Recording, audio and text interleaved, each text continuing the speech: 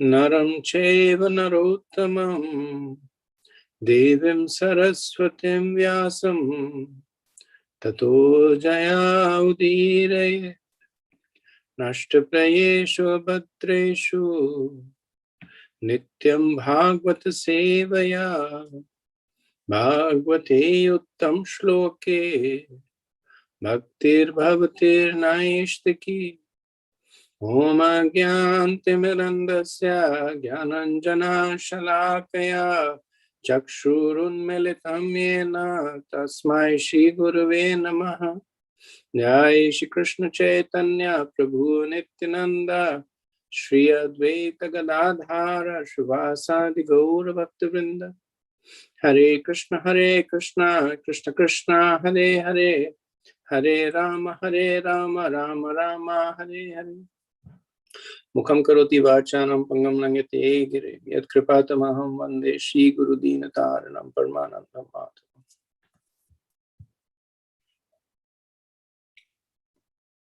Okay. So reading 332:29.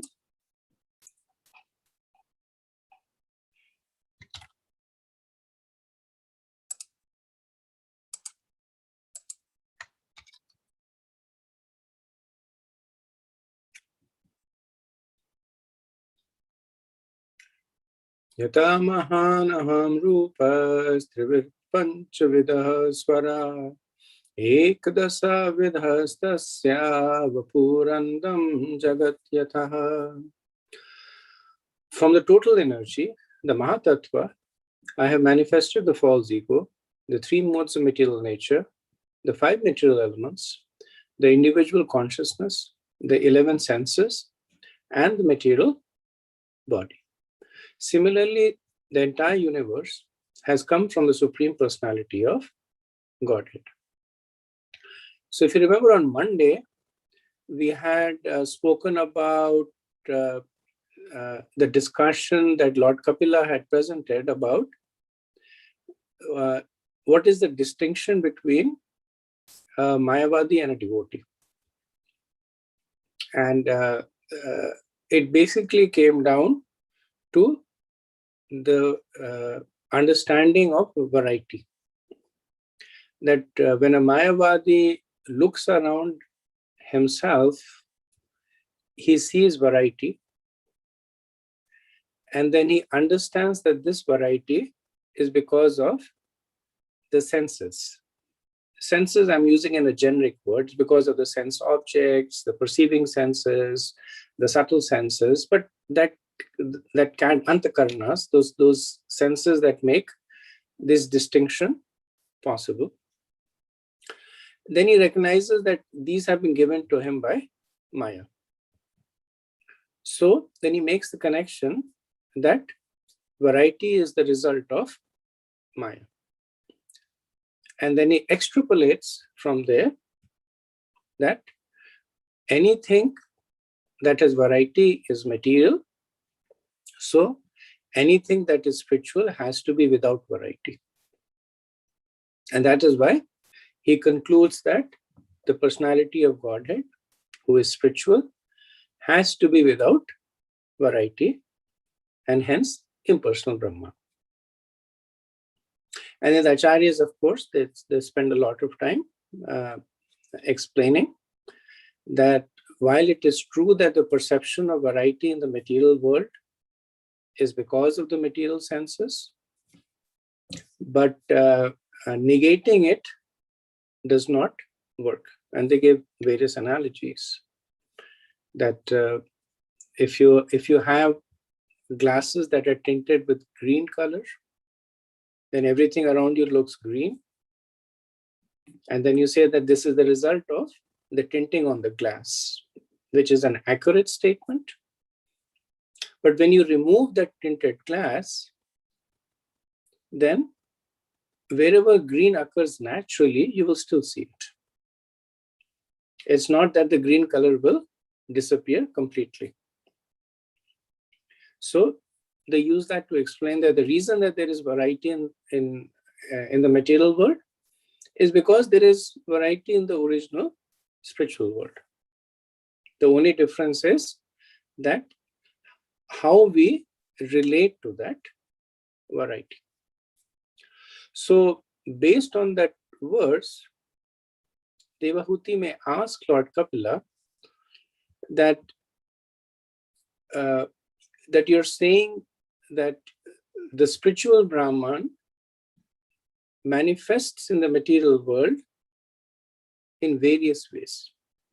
So what are some of those ways in which this variety is manifested in the material world? So Lord Kapila answers that question, implicit question in this verse, where he says that the Mahan, which is the Mahatattva, Ahankar, which is false ego, Guna, Panchabhuta, the consciousness, senses, Jiva, the material body, all these are a manifest variety of the Brahman in the material world. So what is he basically saying?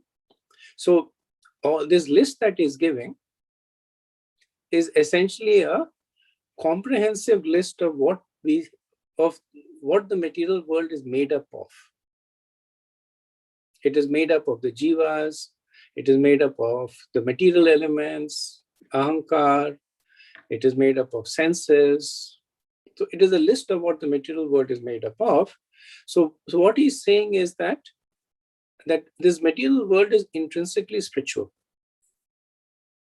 There is nothing in this material world that is not spiritual. But yet, we know that statement is not always true. So the understanding is that nothing in the material world is intrinsically material. What makes it material is the jiva. That when the jiva looks at it as artha-rupa, when the jiva looks at it as a source of personal enjoyment, then that object becomes material. That is the vision of a materialistic person. What is the vision of a sadhaka, a practicing devotee?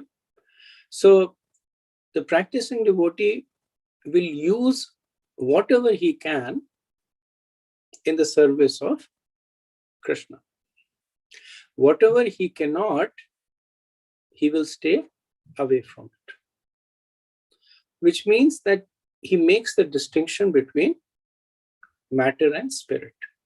He is practicing to see matter as spirit. So a practicing devotee gets a mango and he says that, let me offer to my deities. And then I will honor the remnants.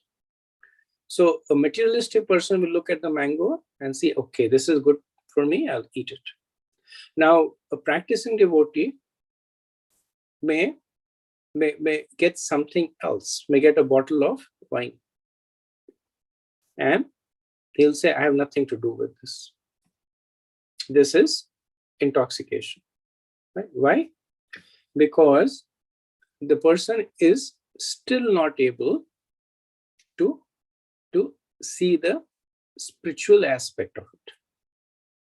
Now, a perfected devotee does not see anything as matter. Anything and everything is used in the service of the Lord, and therefore it becomes spiritual. In Chaitanya Charitamrita, there is this pastime of Ramananda Rai. Mahaprabhu, he sent one of his students who was very proud of his following of rules and regulations, strictness. He sent him to Ramananda Roy. And he went around asking, where is Ramananda Rai? Where is Ramananda Rai? And they said, okay, he's there at the temple and behind the temple. So they went and he was in the courtyard behind the temple. And there he was teaching some Devadasis how to dance for the pleasure of the Lord. And so he was intimately associating with them. teaching them the mudras, and he was massaging their body with oil. And this person was shocked. But later on, he realized that from Ramananda Rai's perspective, there is nothing that is matter. That he wasn't looking as Devadasis as women, or as objects of his enjoyment, or as potential for his fall down. He was saying, okay, this is another jiva that is interested in serving Krishna. How can I facilitate that service? So this is the vision of the perfected devotee, that there is no matter and everything is spirit. For a practicing devotee, they make this distinction.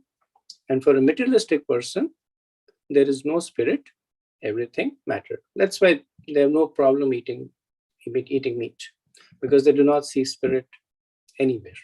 Everything is an object for them to enjoy. Next verse, 30.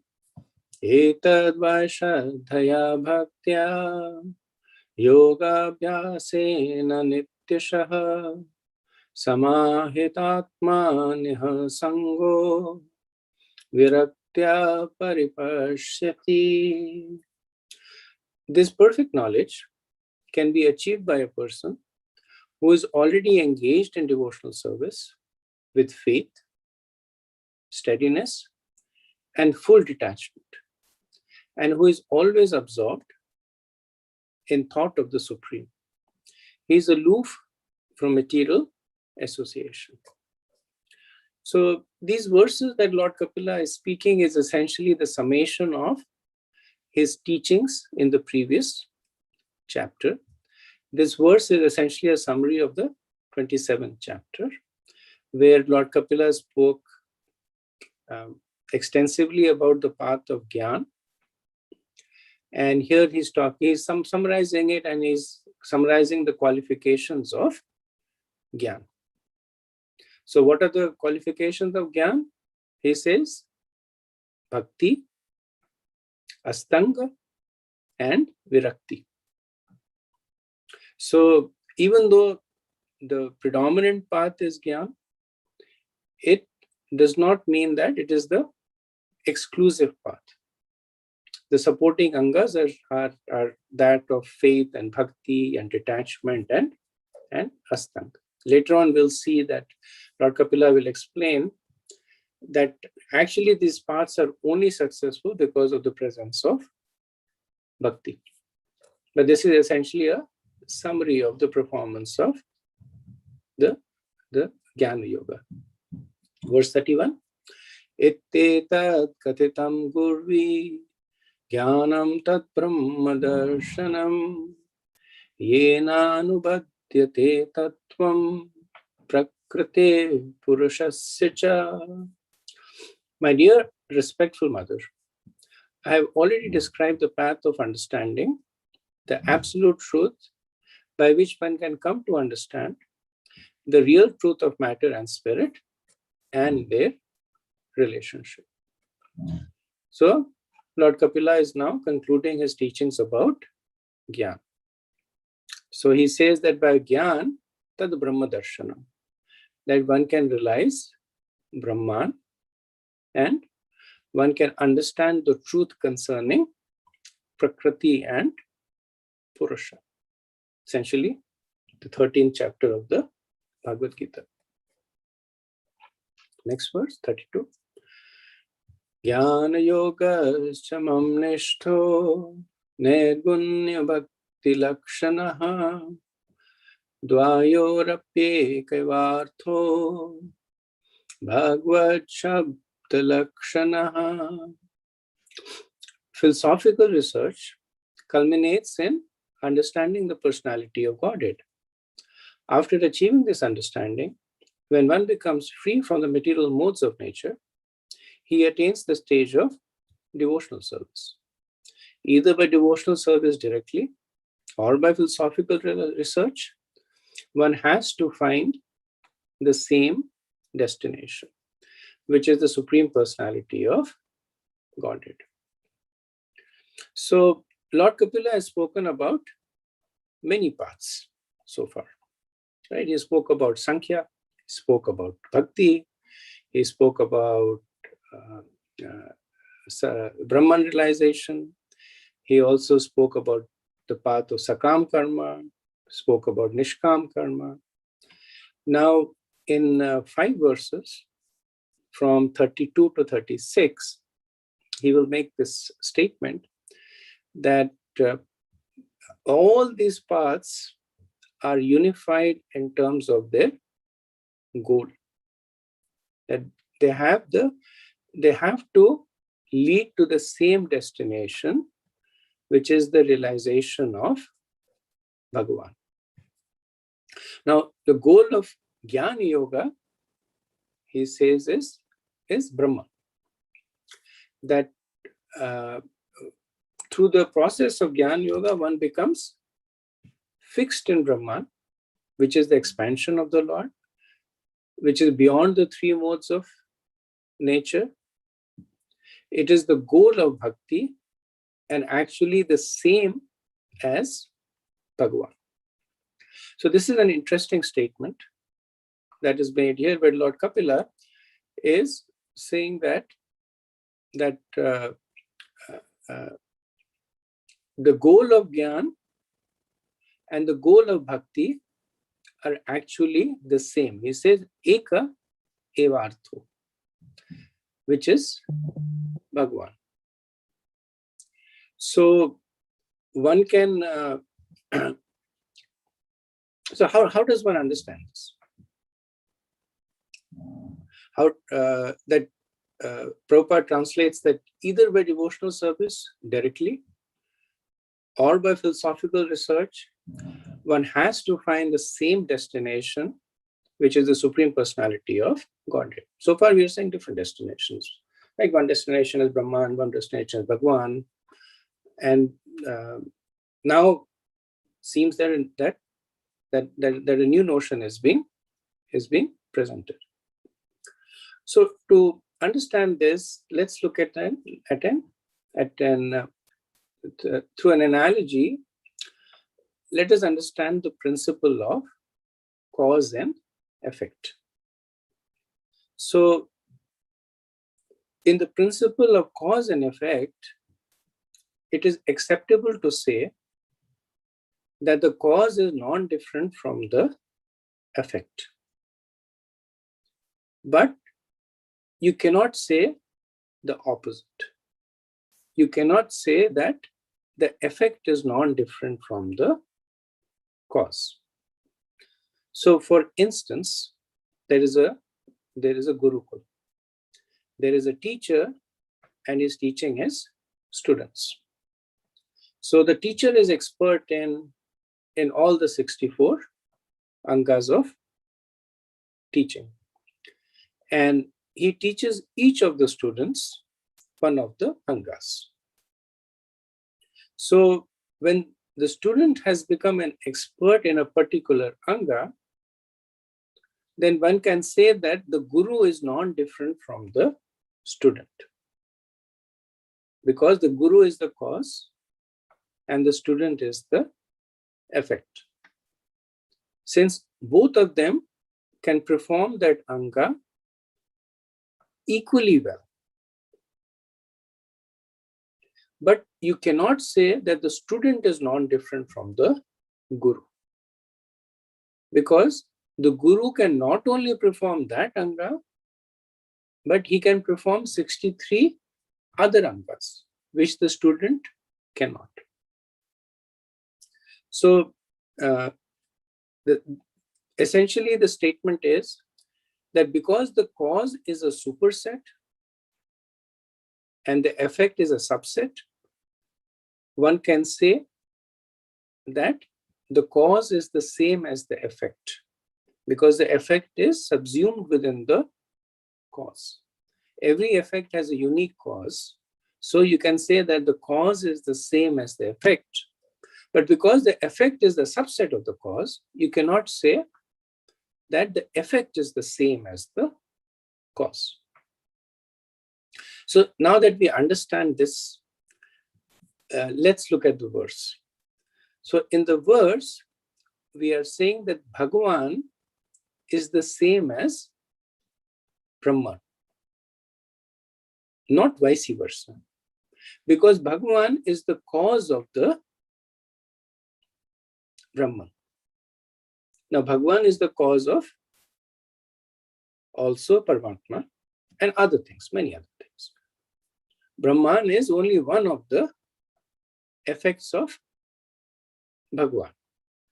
But because Bhagavan is the superset and Brahman is the subset, that statement is accurate.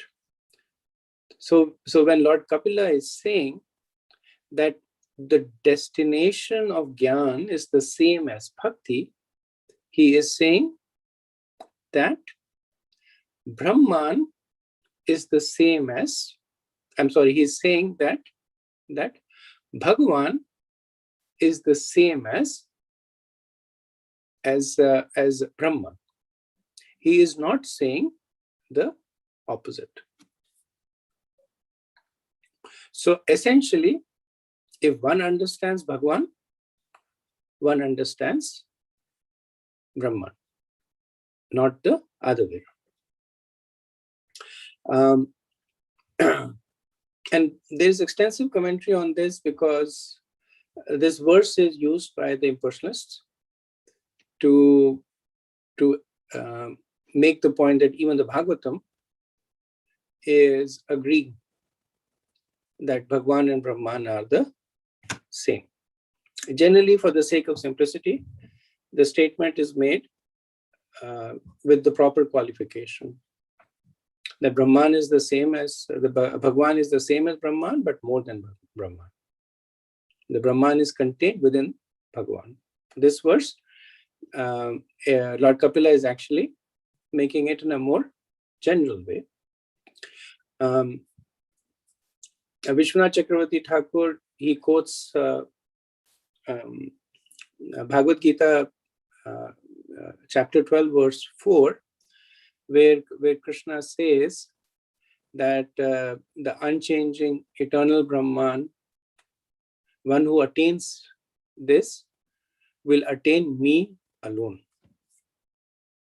Right? So he's talking about the sameness of the Bhagavan with the Brahman. He says that one who worship the eternal Brahman, in the end, they will attain me alone in the form of the impersonal Brahman. In 1427 Bhagavad Gita, he says that I am the basis of the impersonal Brahman. In the purport, Srila Prabhupada, he speaks strongly about not using this verse to consider the path of Brahman and Bhagavan to be interchangeable. Someone might make this argument that, okay, we accept that Bhagavan is same as Brahman, but not the other way around. But nevertheless, Brahman is a partial realization of Bhagavan. So let us pursue the path of impersonalism. Let us attain Brahman, and then from there onwards, we will be in a better position to attain Bhagavan. So Srila Prabhupada says that, and he quotes several verses from Bhagavad Gita. He says that, firstly, the path to attain Brahman is itself very difficult. Bhagavad Gita 12.5, he quotes that those whose minds are attached to the unmanifested impersonal feature of the Supreme, advancement is very troublesome. And so this is making advancement on the path of impersonalism. It's very, very difficult. Not only is it difficult, it is inferior to the path of devotion. And this is evident by the two verses in Bhagavad Gita chapter 7, that Manushya Nam Sahasretu, that out of thousands of men, one ender for perfection, and of those who are attaining perfection, hardly one knows me in truth. So out of thousands of Brahmavadis, one may achieve perfection, one may attain the Brahman. And out of millions of those who attain the Brahman, hardly one knows me in truth. And later on he says that after many births and deaths, he who is in knowledge actually surrenders to me. So this is the subsequent activities of those who are pursuing the path of knowledge. That many lives they go through, and then they realize, aha, this path that I'm going through is difficult. Let me surrender to Krishna. And Krishna gives the reason for this in chapter 9, verse 24, where Krishna says that those who do not recognize my true transcendental nature fall down. So it's not that Brahman is not his nature, but one should understand that it is a part of his nature. So understanding the nature of Krishna does not mean rejecting Brahman, but accepting Brahman as the energy of Krishna. Okay, verse 33. Yathendriya pradhagdvare artabaho gunashrayah eko nanye te tadva bhagavan shastra vartamavi. A single object is appreciated differently by different senses due to its having different qualities. Similarly, the Supreme Personality of Godhead is one, but according to different scriptural injunctions, he appears to be different. So far, Lord Kapila was speaking about the relationship between Jnanis and Bhakta. Now he is expanding that. So he is saying that there is not just Jnana as a path to Bhakti. Krishna has infinite powers. He can be realized in infinite ways. So he says, Yatha, just as Artha, an object is Bahu Gunashraya, that an object has many qualities. And because of these many qualities, Yatha Indriya, that it is perceived by various senses. Prathak Dwara, in various way. Tadvat is similarly Shastra Vartamapi. Similarly, various scriptural practices reveal various aspects of the personality of Godhead. So for instance, there is milk. If a glass of milk is placed before you, the eyes will see it as white. The tongue will perceive it as sweet tasting. By touch, it is a liquid. By nose, it is fragrant. So different senses are perceiving the same object differently according to Yatha Indriya, according to that particular sense. Now, the tongue cannot see the color of the eyes, right? And the nose cannot taste the milk. But then there is the king of the senses, the mind. The mind, it receives all these qualities of the milk. And then it says, okay, now I know this is milk. Milk is a liquid which is white in color, sweet tasting, gives satisfaction, cool to touch, etc., etc. That is compositing all the various qualities. Similarly, a portion of the Lord is perceived by karma, another portion by jnana, another portion by astanga. Other portion may be perceived by other methods, by austerities, by other forms of meditation. So some may look upon the Lord as the bestower of material benefits. Some may look upon the Lord as the bestower of heavenly planets. Some may look upon him as Brahman. But bhakti, which is the chief, that looks at Bhagwan as the object of prema, which includes all the other forms that gives different realizations.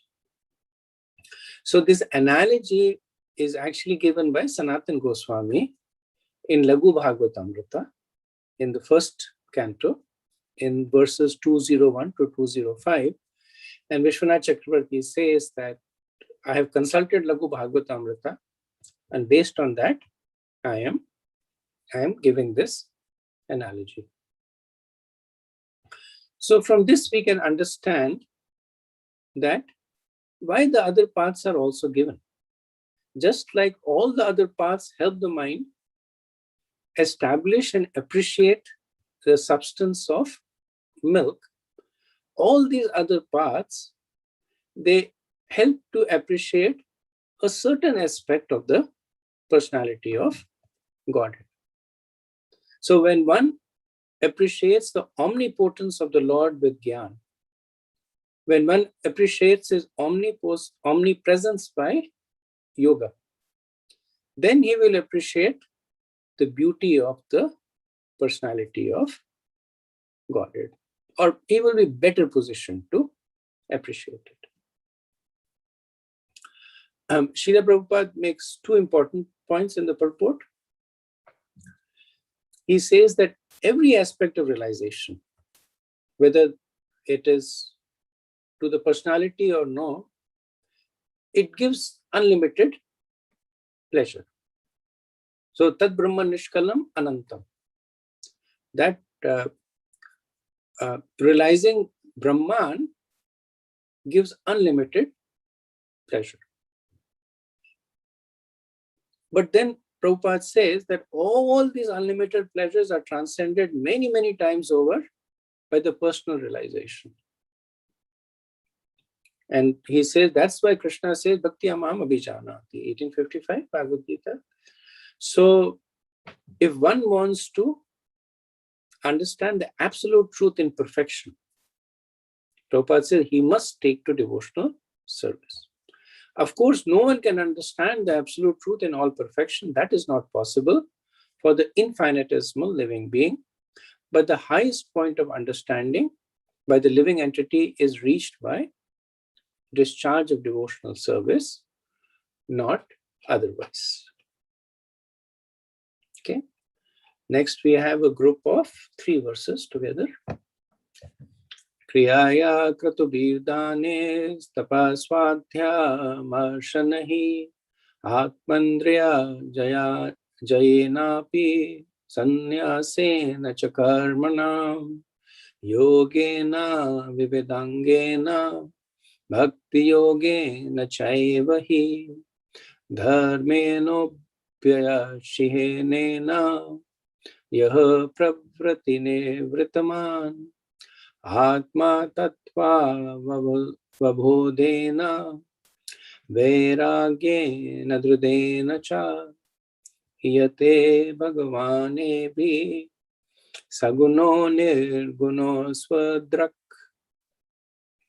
By performing fruitive activities and sacrifices, by distributing charity, by performing austerities, by studying various literatures, by conducting philosophical research, by controlling the mind, by subduing the senses, by accepting the renounced order of life, by performing the prescribed duties of one's social order, by performing the different divisions of yoga practice, by performing devotional service, by exhibiting the process of devotional service containing the symptoms of both attachment and detachment, by understanding the science of self-realization, and by developing a strong sense of detachment, one who is expert in understanding the different processes of self-realization realizes the Supreme Personality of Godhead as he is represented in the material world as well as in transcendence. So previous verse, Lord Kapila had said that the Lord can be realized in different ways. So devotee might say, what are those different ways? So here he gives different ways in which the Lord can be realized. So they are essentially in the category of Sakam and Nishkam Varnashram Dharma, which means that for enjoyment and for liberation, but with the addition of bhakti, there develops an understanding of the self, Atma. The self as well as Atma means Brahman, firm detachment, and thus the Lord is perceived as Swarga by the Sakamis, as the Brahman by the Nishkamis, Paramatma by the Yogis, and Bhagavan by the devotees. So the various processes that are described over here are actually given in terms of the various ashrams. So Swadhyay Marshana, which is the study of Vedic literature and philosophical research, is for the brahmacharis. Then Kriyaya Kratubhir Danes, pious activities and sacrifices, giving in charity, this is for the grahasthas. Tapa or austerities are for the vanaprasthas. Atma Indriya Jayena is controlling the mind and senses. And then Sannyasena, which is renunciation of fruitive activities, is for sannyasis. So Lord Kapila, he gives these activities for the different ashrams. And then he says that Dharmena Ubaya Chihanena, having symptoms of both Sakam and Nishkam. So one can perform this with attachment or with renunciation. With attachment, if one performs them, he says pravriti. They follow the path of enjoyment. And with renunciation, then he says nivritiman, that they follow the path of detachment. And then the destination is given. That saguno, that those who are practicing it with attachment, the destination is Swarga, the heavenly planets, achieved by the performance of prescribed duties, sacrifices, and charities. Then Nirguna, the destination is the attainment of Brahman and Paramatma by the performance of Jnana Sannyas or Yoga. And then Swadrak, the last verse in the last verse, is the attainment of Bhagavan by pure devotion. So Swadrak means, Swa means own, and Drak means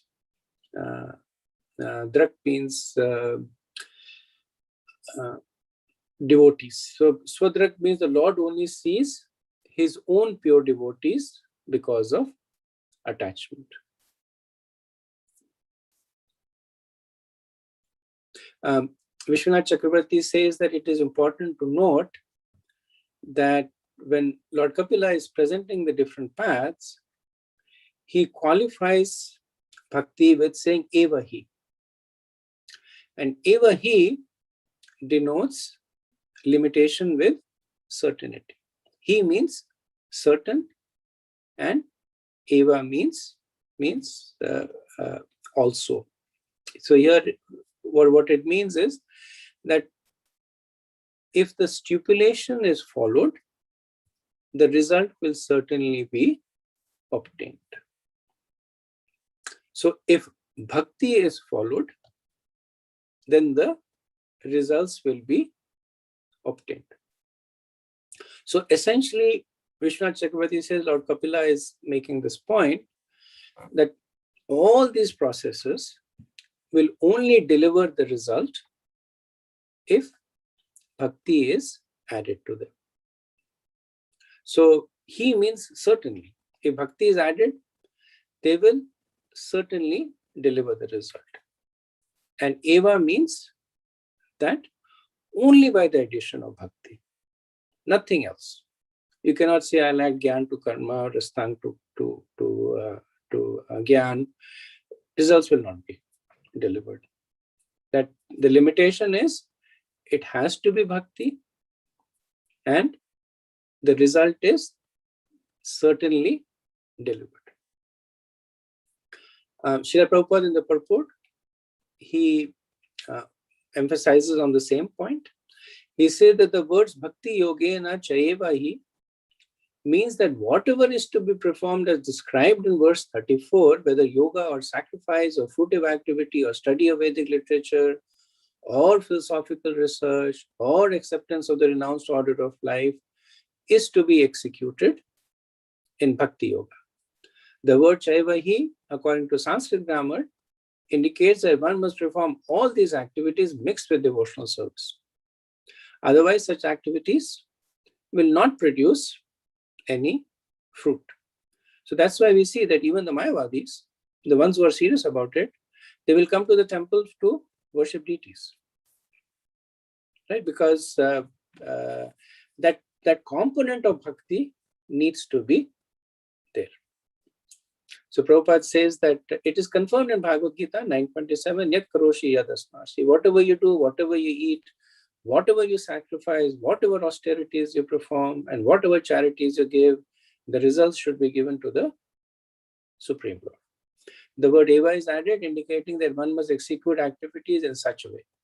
Unless one has devotional service to all activities, he cannot achieve the desired result. But when Bhakti Yoga is prominent in every activity, then the ultimate goal is sure.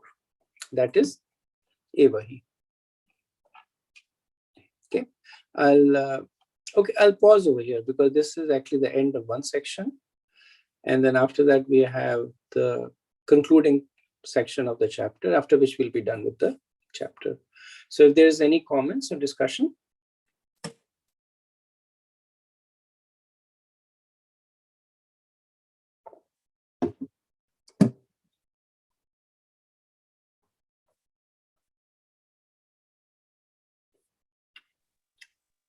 Hare Krishna Prabhu, just a comment about the Anuji, the purport about the milk. And this is very nice. The first time I hear that. I agree. Yes, thank you. Thank you.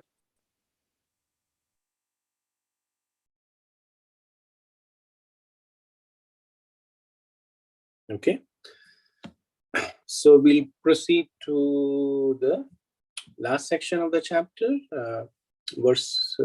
from verse 37. Pravacham bhakti yogasya swarupam te chaturvidam kalasya cha vyaktagate yo antradvavati jantushu. My dear mother, I have explained to you the process of devotional service and its identity in 4 different social divisions. I have explained to you as well how eternal time is chasing the living entities, although it is imperceptible to them. So from here till the end of the chapter, there are 7 verses. Lord Kapila will speak about the qualifications to receive this knowledge. So Pravocham, Kapila says that I have explained to you Bhakti Yogasya. Bhakti Swarupam te Chaturvidham. He says in 4 forms I have explained to you. Now, Vishwanath Chakravarti and Srila Prabhupada, they translate Chaturvidham slightly differently. So Prabhupada says that this Chaturvidham refers to the bhakti that is performed in the 4 ashrams. Because there is this continuity from the previous verse. Previous verse, he spoke about the various activities that are performed in the various ashrams. The brahmacharis do swadhyay, the grasthas do charity and sacrifice, vanapasthas do tapa, the sannyasis do renunciation. But all these have to be there with a component of bhakti for them to be successful. So Prabhupada builds upon that and says that the Chaturvedam over here is the bhakti that is performed by the four ashrams. Vishwanath Chakravarti, he translates Chaturveda to be the four kinds of bhakti that Lord Kapila, he spoke about previously. So you remember when Devahuti was asking questions, tell me more about bhakti. Then Lord Kapila, then he said there are four kinds of bhakti: tamasic, rajasic, sattvic, and shuddha. Bhakti that is in these modes. So he says that Chaturvedam is corresponding to these four types of bhakti. Then Lord Kapila says that I have also explained to you kalasya. Right? He spoke about time. He said, I spoke to you about kalasya, which is avyaktagatir. Avyaktagatir means that his movement is invisible, imperceptible. But it is antradhavati. So antradhavati is that it is pursuing all living entities. Dhavati means running. It is, the jivas are running and the time is running after them. Or some cases they are running after time, but together they are running, but nobody can see. It is antradhavati. It is invisible. I'm sorry, it is avyaktagatir. It is invisible. Which is why, so in the jungle, the most fearsome predator is one that is unrelenting in its pursuit, but is perfectly camouflaged. That you can't see the predator, but it is unrelenting in its pursuit. That is time. That it is invisible, but it is unrelenting, never takes a break. So essentially, in this verse, Lord Kapila, after summarizing Gyan Yoga, showing that its dependence is on the bhakti, not only Gyan, but all other processes are dependent on bhakti. He is now summarizing bhakti itself, or he is summarizing the fact that he has spoken about bhakti, because he is winding down his instructions now. Right? We are in the end of the 32 chapter. 33 chapter is the last chapter of the canto, and Lord Kapila, he basically speaks just a few verses there. That's the end of his instruction. So now he's just saying, I spoke to you. I spoke to you about bhakti in four forms. I have spoken to you about time. Next verse also, he will elaborate a little bit more on bhakti in verse 38. Jivasya samsrutir bhavi avidya karma nirmitaha yasanga pravishanatma naveda gatim atmanaha. There are varieties of material existence for the living entity according to the work he performs in ignorance or forgetfulness of his real identity. My dear mother, if anyone enters into that forgetfulness, he is unable to understand where his movements will end. So Lord Kapila is saying that I have explained to you four kinds of bhakti and the effect of time. You had asked me about samsara, and I have also spoken to you about samsara.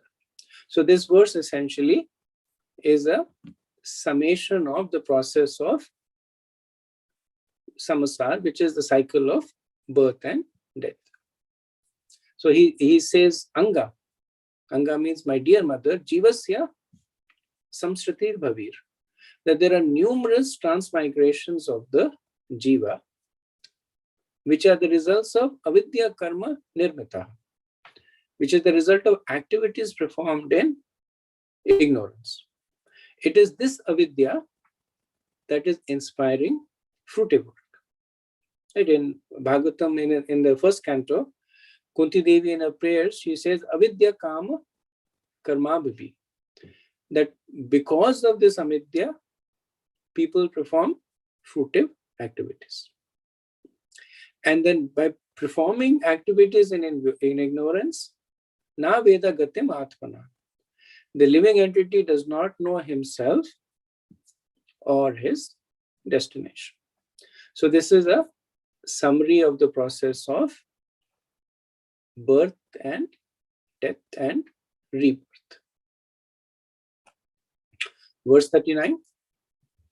Naitat khala yupadishe na vinitaya karhiche na stabdaya na bhinnaya naiva dharma dvajaya cha.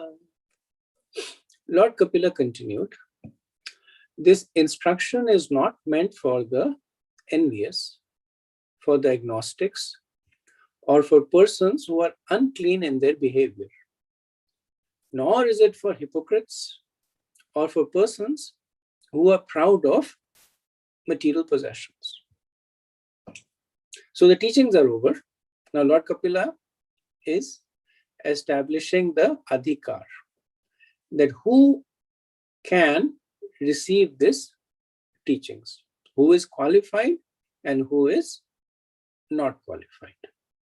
So first he speaks about those who are not qualified. He says, na itad upadishat. Don't give this knowledge to who? He says, khalaya. Khalaya are envious people. So such people have evil motives. They attempt to understand by false bhakti for evil purposes. Then avinitaya. Avinitaya are agnostic. So avinitaya are those who are devoid of conduct as students. So essentially it means that those who are not submissive. The primary characteristic of student is submission. That's how they learn. They submit to the guru and they learn. So those who are devoid of this submissiveness, they should not be given this knowledge. Then stabdaya, those who are proud. Bhinnaya, those who have different opinions and ideas. And then he says, na evacha, certainly not to the dharma dvajaya. So it's interesting that the dharma dvajaya are those who are pursuing dharma for material gains, right? So, but they are pursuing dharma. But of all these categories, he is identifying these as never ever to dharma dvajaya, because it is said that if there is an enemy outside the house, it is easy to protect the house. If the enemy is within the house, difficult to protect. The dharma dvajaya has already entered the Vedas. He is in the Karma Kand part of the Vedas. He goes around with a tilak, performs pious activities, gives in charity, worships demigods, he chants all the mantras. Everybody is very much impressed by him. And you give him this knowledge, he will use it for the same purpose. He will say, okay, worship Lord Kapila for material gains, for intelligence. Sankhya means that you will pass your exams very well. Right? And because he already has that, he has the gravitas, he is the one who can do the most damage. So that's why he says, Naivacha. That certainly not to Dharma Dvajaya.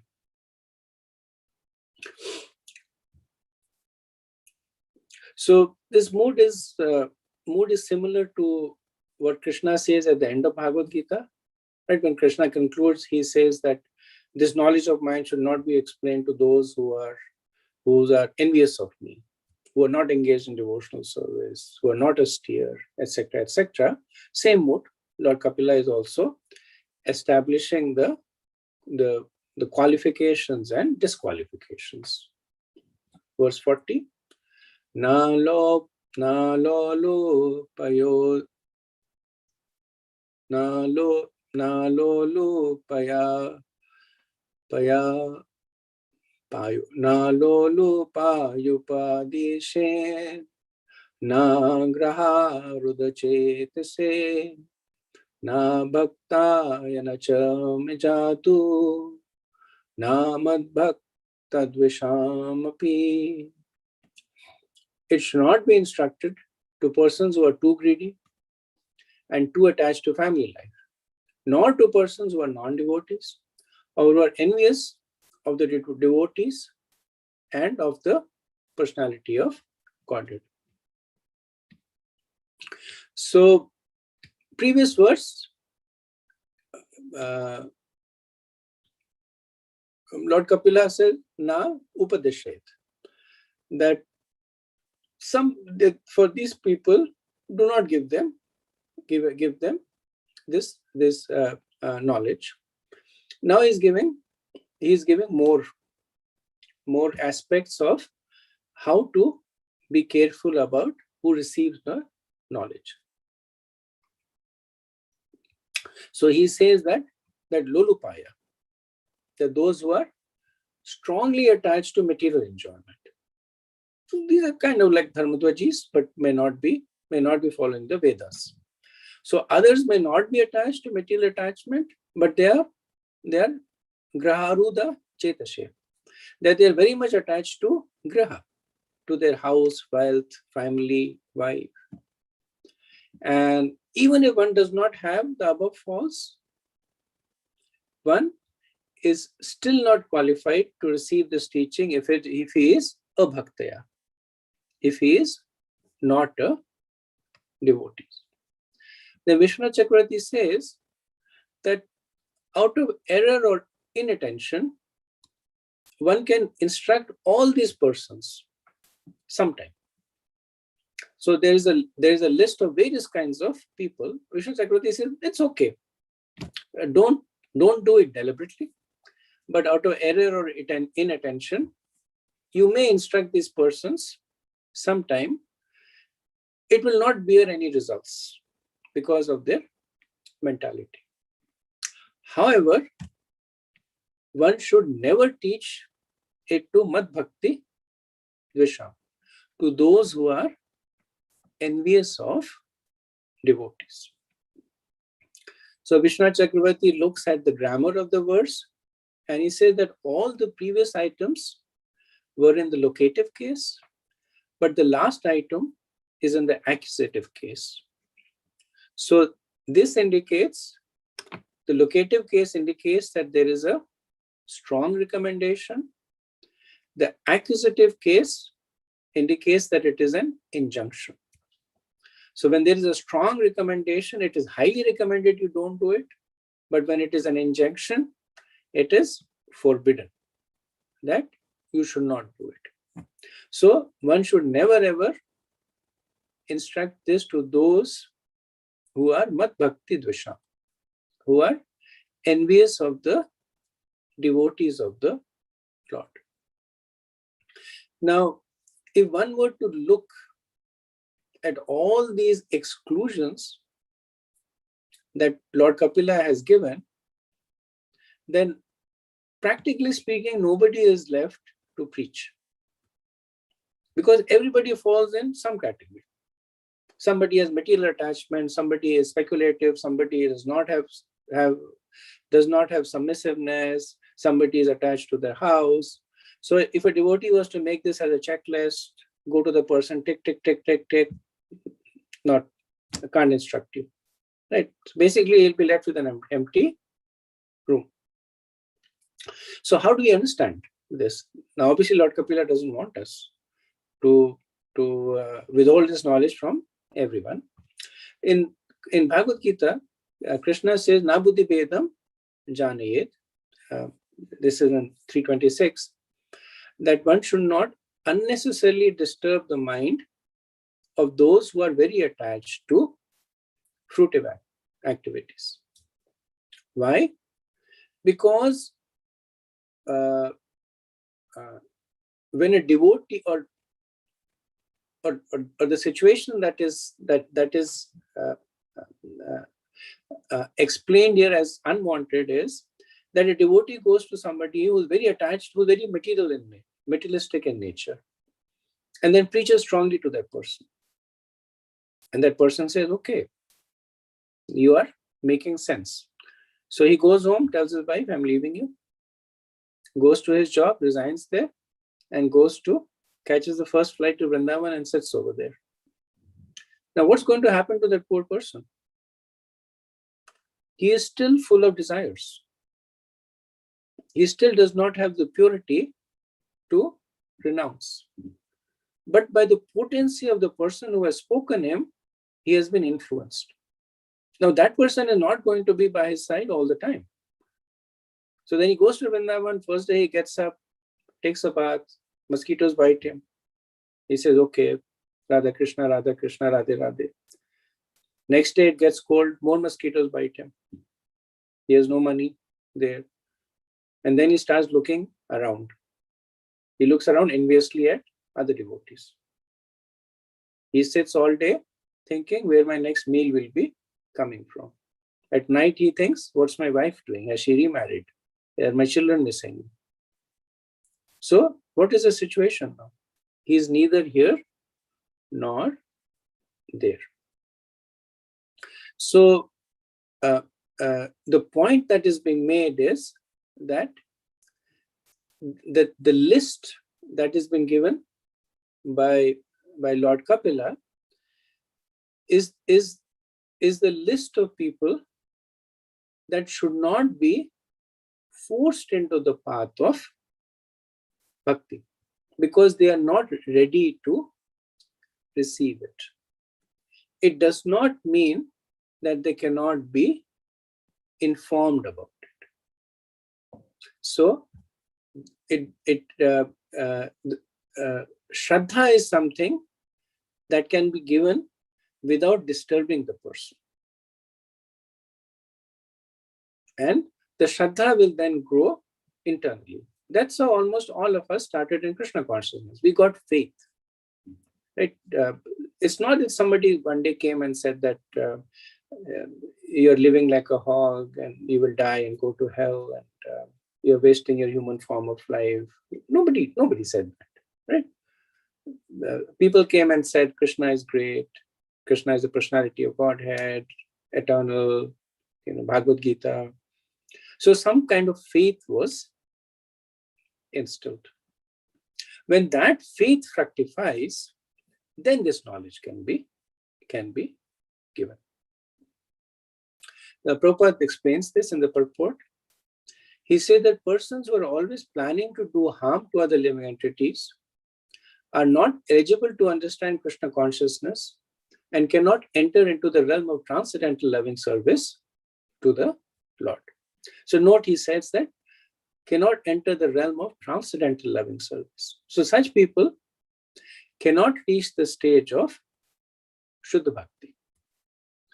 Then Prabhupada says, also there are so-called disciples who become submissive to a spiritual master most artificially with an ulterior motive. They cannot understand what Krishna consciousness or devotional service is. Persons who, due to being initiated by another sect of religious faith, do not find devotional service as a common platform for approaching the personality of Godhead, also cannot understand Krishna consciousness. We have some experience that some students come to join us, but because of being biased in some particular type of faith, they leave our camp and become lost in the wilderness. Actually, Krishna consciousness is not a sectarian religious faith. It is a teaching process for understanding the Supreme Lord and our relationship with Him. Anyone can join this movement without prejudice, but unfortunately, there are persons who feel differently. Therefore, it is better not to instruct the science of Krishna consciousness to such persons.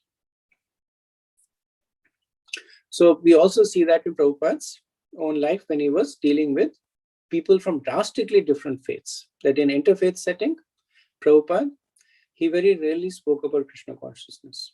He very rarely spoke about Krishna. He mostly spoke about the qualities that elevate a person to the mode of goodness, about vegetarianism, cleanliness, care and compassion, faith in their own respective scriptures, because of this reason, that it would unnecessarily disturb them.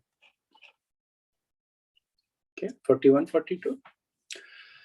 Shraddhanaya bhaktaya vinitaya anasuyave bhuteshu kritamaitraya shushurabhirataya cha bahirjata viragaya shantachittaya diyatam nirmatasaraya shuchaye yasyaham preyasham priya.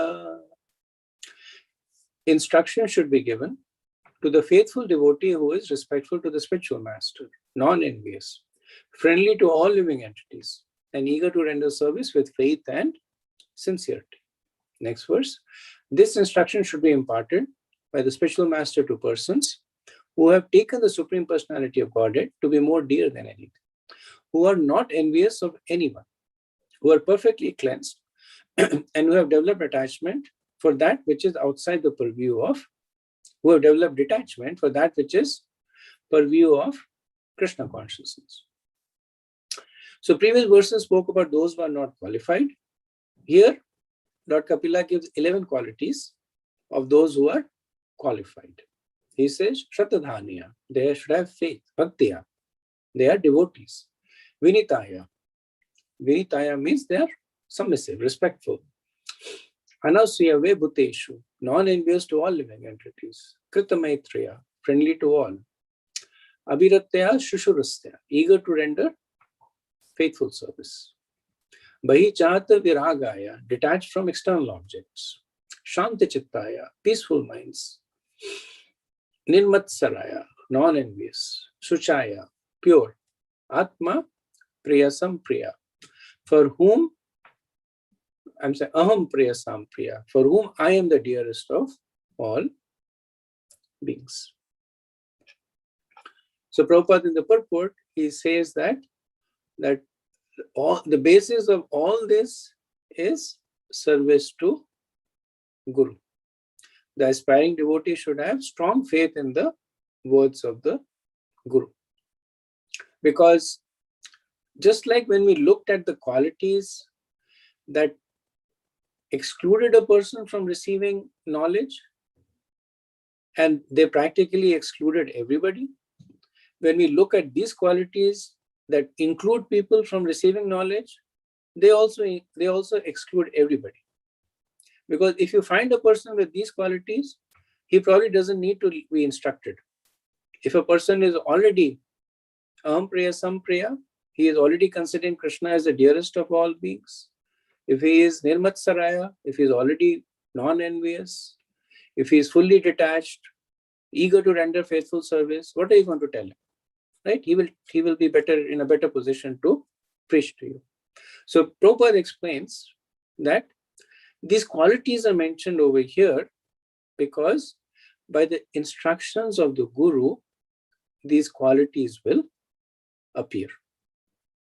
So Prabhupada says that in the beginning, no one can be elevated to the highest stage of devotional service.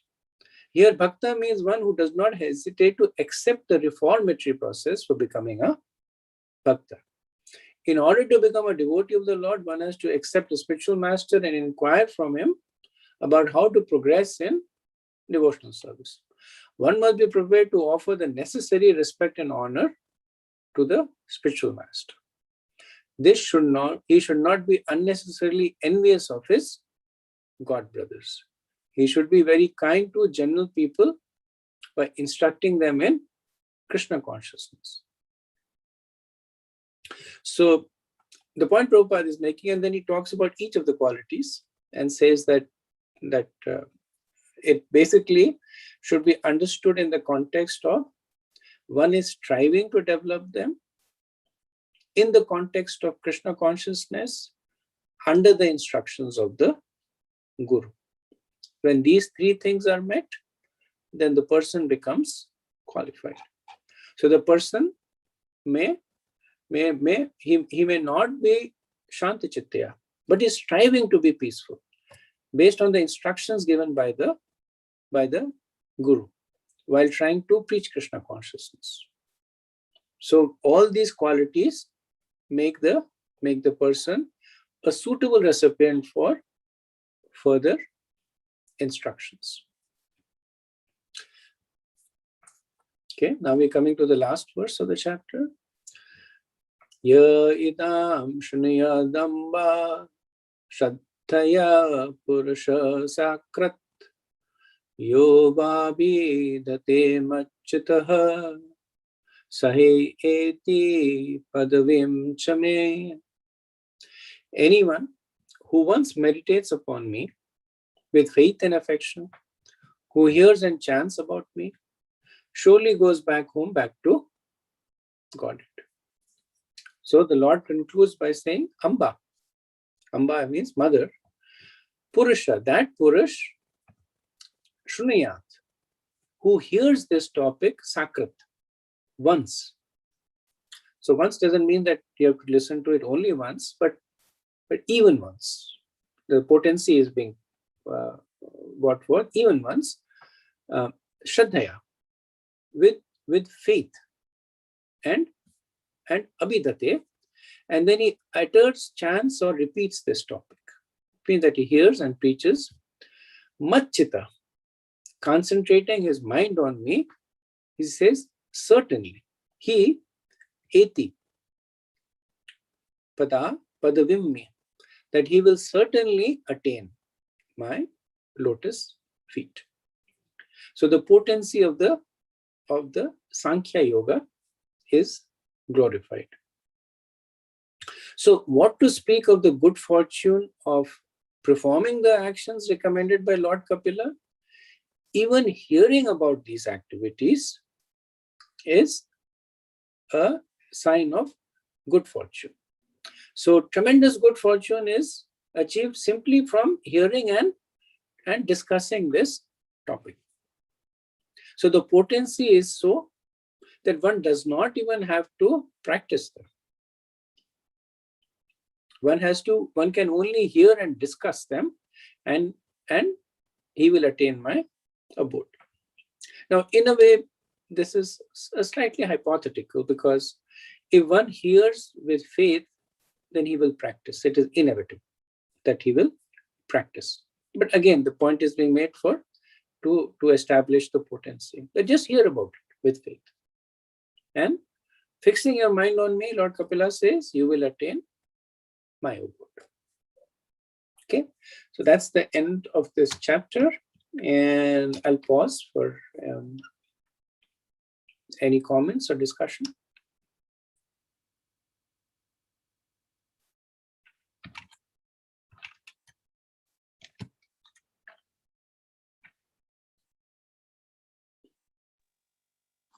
Hare Krishna, with just a comment. I mean, we are very fortunate in the way the Prabhupada has organized, the temple life, but not in the temple, like, doing 80 worship, chanting around, reading, like we're doing right now. I mean, he has molded our life on a day-to-day basis in such a way so that we get into this practice in a better way, no? Right. And if you look at the opportunities that Prabhupada has given, there are different opportunities to purify us in different aspects. We can chant and glorify the holy name.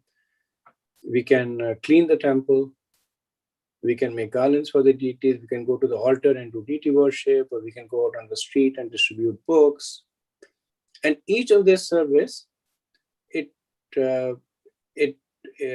gives purification in one or more aspects of it. That you see that you're cleaning the temple, it automatically develops humility. Right? For a while I had the service that at the end of the day, just before the closing of the temple, I had the cleaning service. And so then I had to wait. The understanding was when the temple hall is empty, then you start cleaning it. And so initially I would get upset when people would be just sitting and talking. And I would say, I would get upset. I didn't ask them to leave, but I would, in my mind, I would think, they're just sitting and gossiping and doing Grami Katha, they should leave. But then over time, it just became an extension of the service. That they would be sitting, I would be sitting, they would leave, and then I would clean. So develops tolerance, develops humility. You do deity worship, so much of purification, the adherence to the scriptures. So Prabhupada has actually given us all these facets. And actually, if you look at the morning program, beginning from Mangalarti till the time that breakfast prasadam is done, you see that each of those activity is there to engage us at a certain level in our practice of bhakti. And it's something that's a topic in itself. But you begin by worshipping this Sansara Dhava, by worshipping the spiritual master. And then after that, you worship Tulsi Devi. What do you pray to Tulsi Devi for? You say that, make me an associate. Make me a gopi, actually, or a manjari, right? So you're worshipping spiritual master in the mode of a sadhaka. And then you're worshipping Tulsi Devi as an aspiration to be in rasa. And then how do you bridge that gap? From being a sadhaka to be an aspiring raga bhakta, the next process comes, which is chanting. Then we do our chanting. How do we develop faith? In our chanting. By the worship of the Guru, and by appreciating the deities. How do we understand how we develop conviction in all of this? By attending the class. So after that, we have the Bhagavatam class, which will tell us why are we doing what we are doing? What is the philosophical basis of that? And then finally, you get to, so I was saying that, everything in Shabda needs to be substantiated with empirical, with what is it called? That it's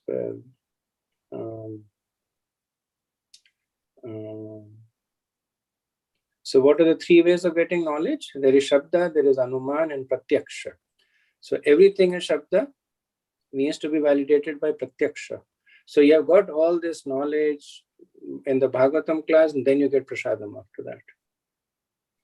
So then your tongue is actually tasting the remnants of the Lord, and empirically you are saying, okay, I know this process works.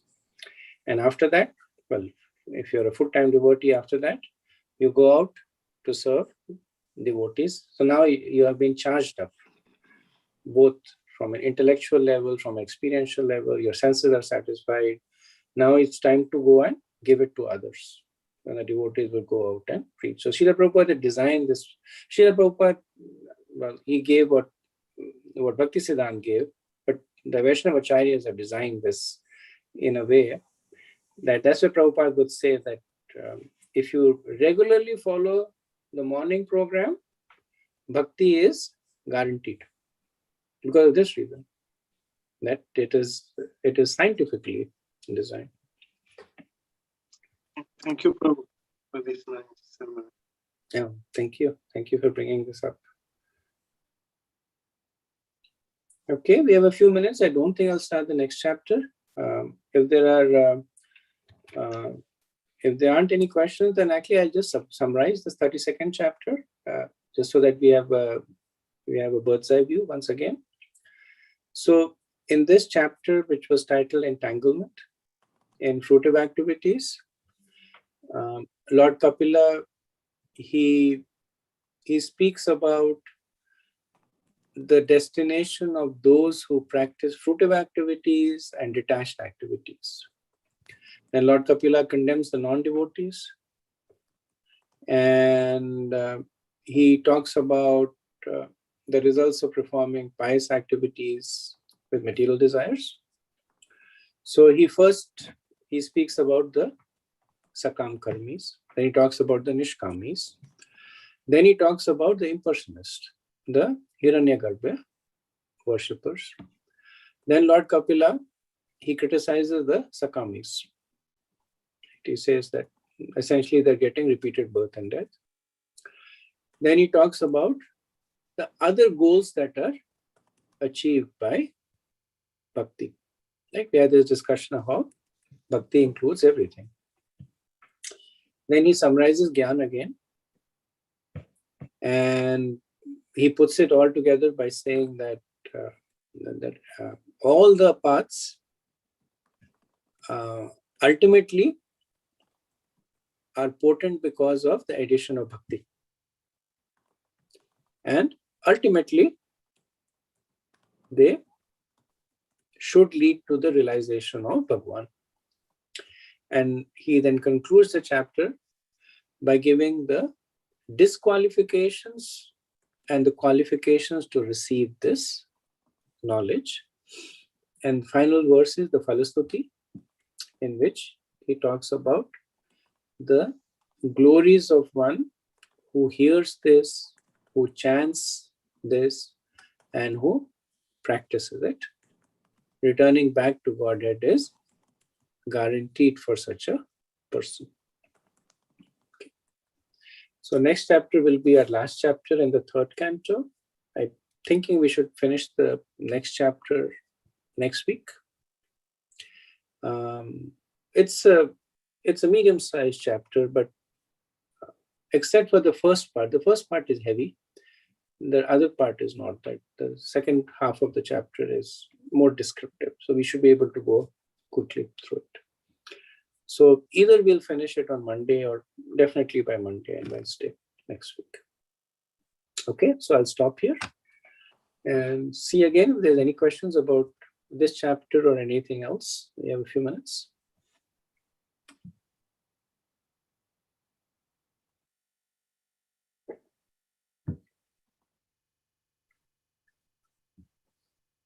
Okay, if not, then we'll stop. Vanchakalpatarubhayascha kripa sindhubhya eva cha patitanam pavanebhyo vaishnavebhyo namo namaha. Ananta koti vaishnavrinda ki jai. Srila Prabhupada ki jai. Thai Gaur Premanandi. Hari Hari. Hare Krishna. Thank you so much. Hari Bol, Hare Krishna. Thank you. Hari Bol.